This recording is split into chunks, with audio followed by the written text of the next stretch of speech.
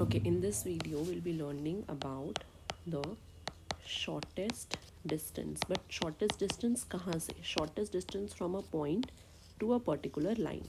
But keep this in mind, जब भी हमारे पास shortest distance होता है, it should always be the perpendicular distance. क्योंकि अगर perpendicular होगा वही shortest होगा. मतलब अगर ये line है and if this is the line, you can never consider this as the shortest distance.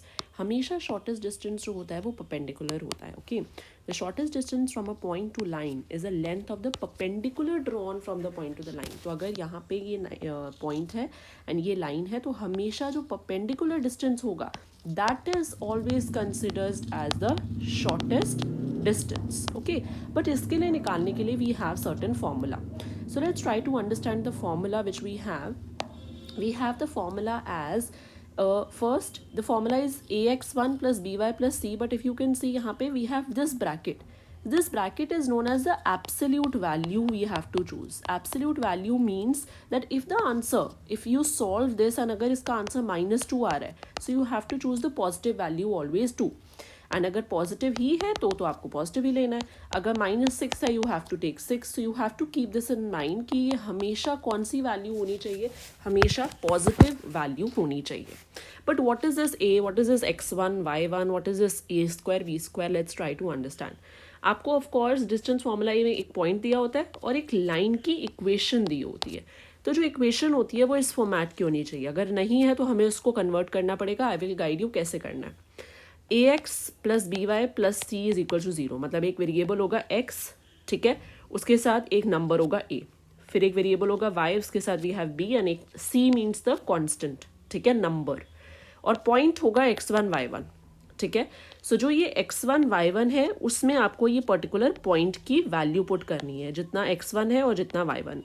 और a b c is x का कोफिशिएंट, b इज y का कोफिशिएंट, कोफिशिएंट मीन्स साथ में, and c is the number.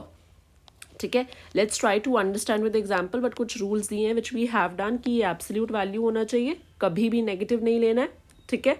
And या that's it. हमेशा absolute value क्यों लेते हैं? ताकि हमें पता है कि डिस्टेंस हमेशा पॉजिटिव होता है, नेगेटिव नहीं हो सकता है डिस्टेंस. तभी इस ब्रैकेट को आप यूज़ करते हो. यू शुड नो जो आप कर रहे हो वो क्यों कर रहे हो. ओके, सो स्टेप्स कौन से हैं? आप हमेशा इक्वेशन को इस फॉर्म में कन्वर्ट करोगे अगर नहीं दिया हुआ है, ठीक है. ABC ढूंढोगे, x1 y1 ढूंढोगे एंड बस डिस्टेंस कैलकुलेट करोगे. एग्जाम्पल से देखते हैं.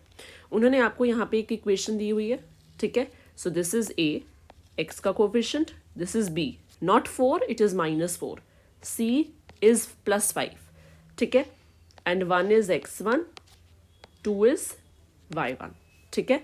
सो वी हैव द फॉर्मूला इधर लिखा नहीं है, I will write it. ax1 by1 plus c upon root of a square plus b square, and ऊपर एक चीज है that is the bracket. So a is 3, b is not b, x1 is 1. Then आपने values सारी यहाँ पे put कर ली अकॉर्डिंगली. अब आपके पास 3 इंटू 1 इज 3, -8 प्लस 5. सो 3 -8 होता है -5, माइनस प्लस 5 होता है 0.